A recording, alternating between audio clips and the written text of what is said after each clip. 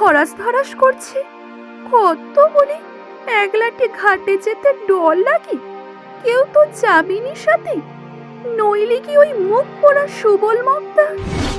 কি কি কি করেছে সুবল মুক্তা? ও বউ, বল না, কি করেছে সুবল মুক্তা? সুবলের সঙ্গে পালিয়ে গিয়েই বা তার কি লাভ? বউকে যদি মানুষ খেদে দিতে পারে, দুদিন পরে সুবল কেন তাকে ফেলে পালাবে না? ফিরে এলাম পরের পর্ব নিয়ে। আজকের পর্বটি শুরু করার আগে আগের পর্বটি একটু ছোট্ট করে বলে দিই।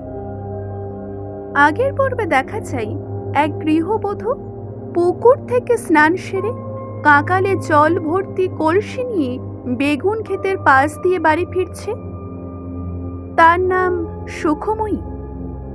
আর ঠিক সেই সময় এক পুরুষ তার পথ আটকায়। পুরুষটি হলো সুবল। দুজনার কথোপকথনে বোঝাই যায় ভালো করেছে ওদের মধ্যে একটা সম্পর্ক তৈরি হয়েছে। তাদের দুজনাকারই এক ইচ্ছে, দূরে গিয়ে কোথাও সংসার বাঁধা। কিন্তু এমন সমাজে দাঁড়িয়ে একজন গৃহবধূ হয়ে অন্য একজন পুরুষের সঙ্গে চলে যাওয়া তো আর চারটিখানি ব্যাপার না। তাতে তো সমাজে অনেক নিন্দে রটবে। যাই হোক, এর পরের কাহিনী আজকের এই পর্বে আপনি শুনতে চলেছেন। দেখা যাক তারা কি অন্য কোথাও গিয়ে সংসার বাঁধতে পারে। শুরু হচ্ছে রোমান্স। শুরু করার আগে কিছুটা বলে দিই। আগেই বলেছি, জল ভরা কলসি ছিল সুখময়ীর কাছে। সেই কলসি সে বাড়িতে রাখতে আসে। বাড়ির অঙ্গন শূন্য, ঘরের বাহিরে কেউ নেই, বাহিরে কেউ থাকেও না এই সময়। সুখময়ী রেঁধে বেড়ে খাইয়েছে সবাইকে, আর কোনো কাজ নেই। রসুই ঘরে দাওয়ায় একতারা মাজা বাসন। ঘাটে গিয়ে বাসন মেজে এনে তবে তার কলসি নিয়ে নাইতে যাবার ছুটি হয়। কলসি ভরে জলটি আনা চাই। পূবের ঘরে নটবর হুঁকো টানছে, কথা বলছে পাড়ার কানাই ধরের সঙ্গে। শাশুড়ি শুয়েছেন। নটবরের বউ মোরা ভাই তার সঙ্গে পরামর্শ করছে আগামী বিয়ের জ্যৈষ্ঠ মাসের 7ই আসতে মাসেক সময় নেই। এমন সময় বাড়ির কুকুরটা উঠে এসে লেজ নেড়ে অভ্যর্থনা জানাতেই সুখময়ী তাকে একটা কষিয়ে লাথি দিল। নীরবে মুখ চাওয়াচাই ছাড়া আর কিই বা করবে তারা অসম্পূর্ণ খবর শুনে। ততক্ষণে নটবরের মায়ের কান্না থেমে গিয়েছিল। সে শোধালো, কি কি কি করেছে সুবল মুক্তা? ও বউ, বল না, কি করেছে সুবল মুক্তার? বাগানে একলা টিপে হাত চেপে ধরেছিল গো, কলসি ফেলে পালিয়েছি। ছুটতে ছুটতে আছড় খেয়েছি কবার নয়, তা দেখো না। হাতের তালু আর কাপড়ে রক্ত মাটিয়ে রক্তের দাগ দেখে সকলেই বুঝল। কয়েকজনের চাপা নিঃশ্বাস পড়ল একটু নিরাশের সঙ্গে। কত বড় সম্ভাবনার এই পরিণতি! শুধু হাত ধরেছিল। দুপুরবেলা জনহীন বাগানে মেয়ে মানুষকে নাগালে পেয়ে শুধু হাত ধরেছে সুবল মুক্তার। মামলা মকদ্দমা হবে না, ব্যাপারটা চাপা পড়ে যাবে আজকালের মধ্যে। এ কি একটা ঘটনা ঘটল? সকলে ছি ছি করে আর ওই সুবল মুক্তারকে গাল দেয়। বাগানে গিয়ে তাকে শাসন করে আসার কথাটি কেউ ভাবেও না, কেউ বলেও না। শেষমেশ সুখময়ী বলে, ও ঠাকুরপো, দাঁড়িয়ে রইলে যে শুধু তোমরা চটলা করে, যাও না, দুঘাত দিয়ে এসো না বজ্জাতটাকে। নটবরের মা তখন বলেন, মুলো, চুপ কর মাকে, চুপ কর। কেন চুপ করব? আমার হাত ধরবে, তোমরা সেটা চুপ করে শুয়ে যাবে? নটবর তখন বলল, ও শালা কি আর এখনো আছে? পালিয়ে গেছে কখন? থাকতে তো পারি, আমি যদি আবার ওখানে যাই সেই ভরসায়। যাও না, কোথাও ঘুপচি মেরে আছে। তখন নটবর, শশধর আর নিতাই আর একজন পাড়ার ছেলে সুবলকে খুঁজতে চলে যায়। সুখময়ীকে ঘিরে মেয়েদের চটলা চলতে থাকে। তখন চারিদিকে তারা রটাবে, তবু তারাই বলে যে এমন হইচই করা উচিত হয়নি। সুখময়ীর জানাজানি হওয়া কি ভালো? চুপি চুপি শাওরি বা স্বামীকে বললেই হতো। পুকুর ঘাটে যাওয়ার সময় একজন কাউকে নিয়ে যেতে পারত। কিন্তু এই সকল কথা সুখময়ী শুধু শুনেছে, কিচ্ছুটি বলে না। নটবরের মার চাপা আফসোস আর গালাগালির জবাবে শুধু ফস করে ওঠে। সুবলকে পাওয়া গেল ওই কাঁঠাল বাগানে, কিন্তু ধরে মারবার সাহস কারোর হলো না। নিতাই নেহাত বদরাগী মানুষ, সে শুধু জিজ্ঞাসা করল, বৌঝির হাত ধরে টানা কেন হলো মোক্তার বাবু? সুবল রেগে বলল, তোর তো বড় বার বেড়েছে নিতাই, যা মুখে আসে তাই বলিস। শশধর তখন মৃদুভাবে সাবধান করে দিল, আর যেন এসব না ঘটে। সুবল তখন আর কথাটি না বলে হনহন করে এগিয়ে গেল। মুখখানা তার একটু ফ্যাকাশে হয়ে গিয়েছে। সুখময়ী ফুরিয়ে গেল, চিরতরে সরে গেল তার জীবন থেকে। একটু কলঙ্ক তার রটবে, কিন্তু তীব্র অস্বীকারের জোরে সেটা উড়িয়ে দিতে পারবে। কিন্তু আবার যদি এমন কিছু ঘটে, দুর্নাম তার জোর পাবে। বড় একটা মামলা ছিল সুবলের এ সময়। মনটা একেবারে খেচড়ে গেল। না, মনটা একটু শক্ত করতে হবে তার, সবে প্র্যাকটিস জমেছে। বাকি দিনটুকুতে ছোট মহকুমা শহরের চারিদিকে তাদের নামে ঢিঢি পড়ে গেছে। সেটা সুখময়ী টের পেল সন্ধ্যার পর নটবরের হাতে বাখারি খেয়ে। বাকি দিনটা বাড়ির সকলে মুখ ভার করে থেকেছে, তাকে বাদ দিয়ে করেছে চটলা। বিকেলে আড্ডা দিতে গিয়ে সকল খবর নিয়ে এসেছে নটবর। সেই কথা শুনতে গিয়ে মার খেল সুখময়ী। বাখারির আঘাতে পিঠ কেটে রক্ত বেরিয়ে গেল, কিন্তু সে তীব্র ব্যথা তার কাছে অতিরিক্ত ছাল খাওয়া সুখের মতো লাগলো। কলঙ্ক তবে রটেছে, তবে আর এখন কি বাধা রইল সুবলের সঙ্গে তার পালিয়ে যাবার? এ বদনাম সয়ে তো সে টিকতে পারবে না এখানে। যেতে হলে তাকে সঙ্গে নিয়ে যাবে না কেন?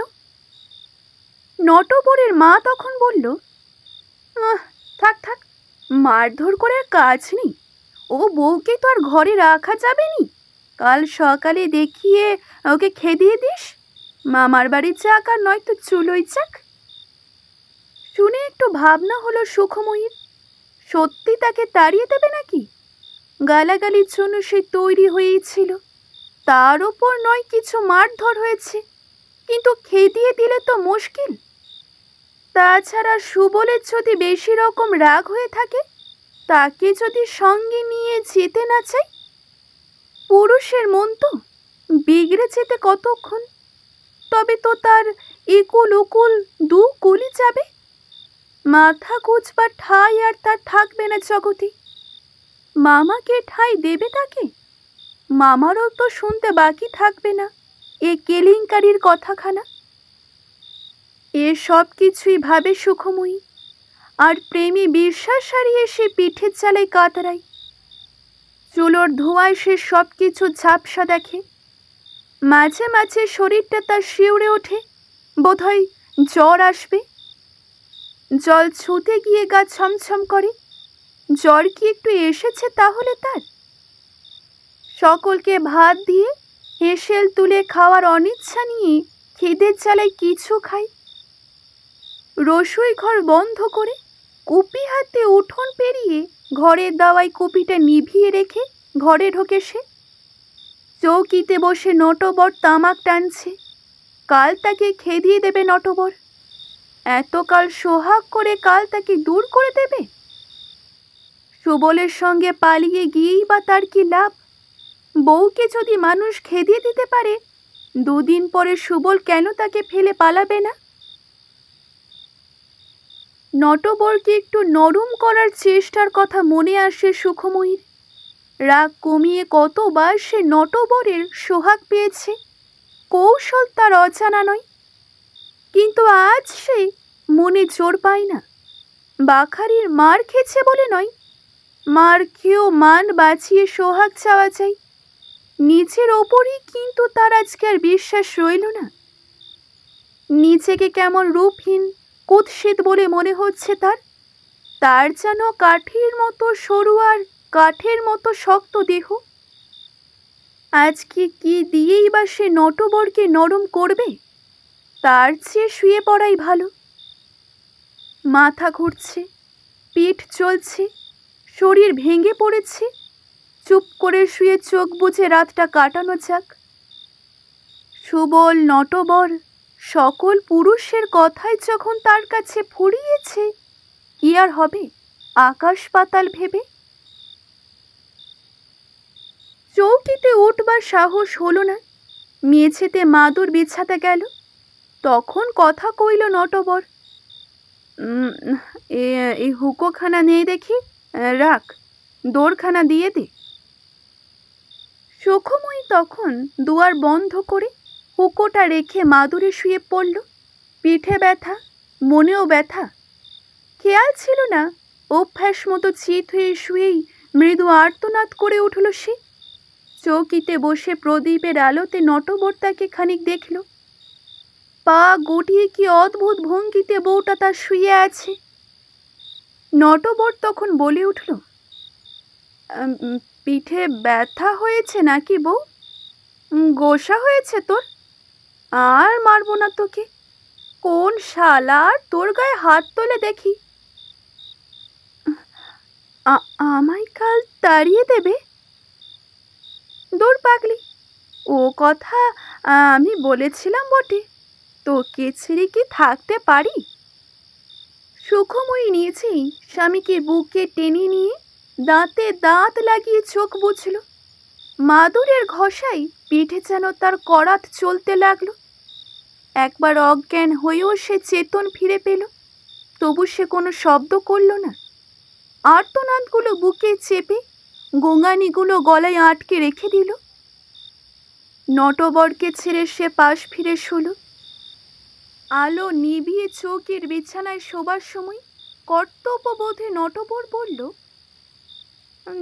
গা যেন তোর গরম দেখলাম, জ্বর আইছে? হ্যাঁ, একটু এসেছে। তবে মেঝেতে কেন, চৌকিতে আয়। শেষ পর্যন্ত যাই বলল বটে সুখময়ী, কিন্তু চৌকিতে আর উঠল না। আলো নেবার আগে সে দেখেছে পিঠের রক্তে মাদুর লাল হয়ে গেছে। এইদিকে নটবর অল্পক্ষণের মধ্যে ঘুমিয়ে পড়ল। ঘুম গাঢ় হলে সে নাক ডাকতে আরম্ভ করল। তখন চুপি চুপি দরজা খুলে সুখময়ী বাইরে বেরিয়ে গেল।